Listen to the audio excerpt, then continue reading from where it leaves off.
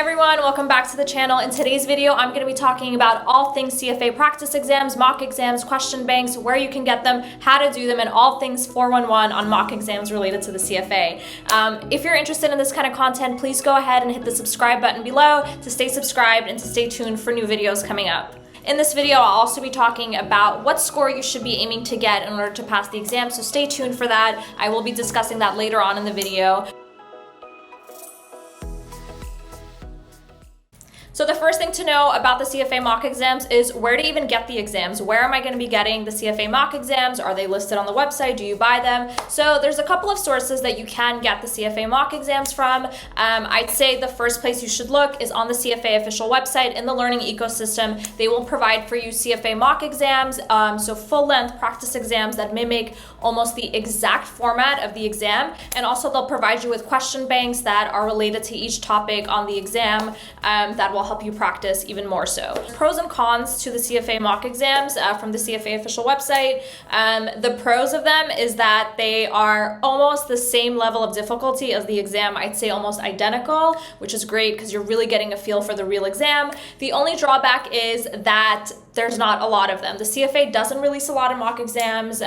For level 1, 2, and 3, there's a limited number, so you really have to be efficient with the way you're using them because there's not that many of them to go around. So while there's not enough content on the CFA official website for these mock exams, you are able to go ahead and purchase additional mock exams if you feel like it's not enough for you. I didn't do so personally. I only use mock exams and question banks and practice questions solely from the CFA Institute. I didn't really feel like it was enough, but it did the job. But if you do want to go ahead and buy some additional practice resources, you can do so. There's like hundreds of CFA providers that offer mock exams and question banks, but the pros and cons with these, pros is that you're getting additional practice exams and mock exams to give you more level of practice.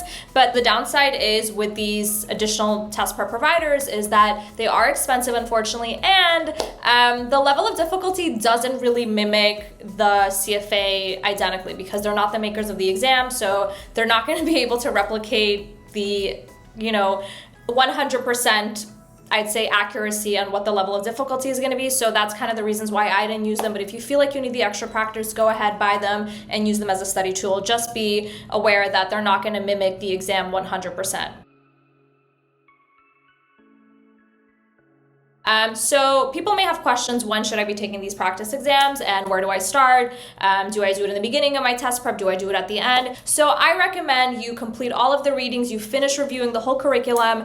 I would recommend you use 100% just the CFA approved calculators when you're taking the mock exams, because on the real exam, you're not going to be able to use any other calculator. So get used to taking a mock exam with the CFA approved calculator, and hopefully that'll be able to help you as well. Just really make sure that you're mimicking almost identical conditions of the CFA exam, just so you kind of get an understanding of what the exact, test administration will be like.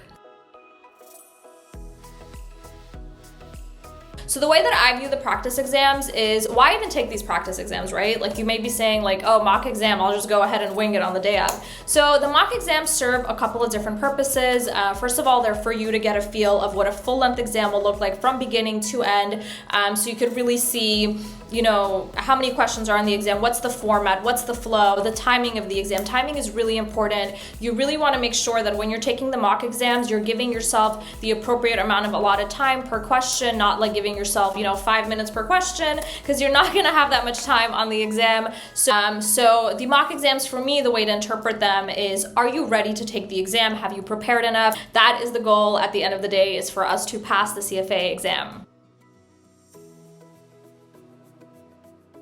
So one of the questions that I've been getting on some of my videos is, if I'm scoring 60%, do you think I'm going to pass? If I'm scoring like 80, how to predict if I'm passing the exam? So that's another key reason why people take practice exams, mock exams, is to sort of interpret your results and to see how can you improve to predict, am I going to pass this exam? So the CFA never, at least I don't think they ever gave out any information on what is like the minimum passing score, how much percent you need to get right. So it's kind of like this black hole that nobody knows about.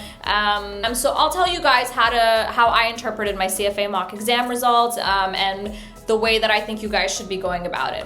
So the three main buckets that I think that are questions on the CFA exam, the first is being the end of chapter questions in the actual CFA books. So after you finish a chapter of reading, there will be like usually 10 to 12 questions at the end of each chapter, testing your comprehension. Those are questions I think you should be doing as you're going through and reviewing the curriculum, as you're reading, as you're, in that like beginning, middle stages of studying. I think those are fine to do early on. I would say those are a little bit, in my opinion, I found those to be a little bit easier level of difficulty than on the real exam. And I'd say a good rule of thumb is to be scoring 80 to 100% on those questions. I felt like for myself, if I was scoring 80 to 100%, that meant that I had a pretty good grasp on the material that was tested in that reading. So then we have what's known as question banks. The question banks are provided on the CFA ecosystem, and they're also listed out by topic, and they kind of refer to the readings, but I would say their level of difficulty is pretty close to the exam. I'd say they're a little bit more difficult than the end of chapter questions. And here you should also be aiming for 80 to 100%. Question banks I would usually leave for the end stage of studying, and also would recommend getting an 80% or higher because you want to make sure that you have a high level of comprehension. However, for the mock exams, I will tell you that I didn't score 80% or higher on all the mock exams. I believe when I took my first, the first session of the mock exams, I got maybe like in the high 60s, so like 68% about.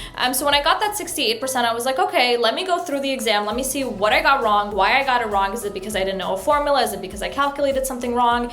Is it because I just didn't read this? I never knew this information from the curriculum. So after you take the mock exams, it's extremely, extremely important to go over every single question that you answered on this exam, whether you got it right, wrong, you guessed and you got it right, you guessed and you got it wrong. You have to go over every single question. You really have to review it. So if you got it right and your reasoning was correct and it wasn't just an educated guess, that's great. That means you master that topic. It's something that you can move on from.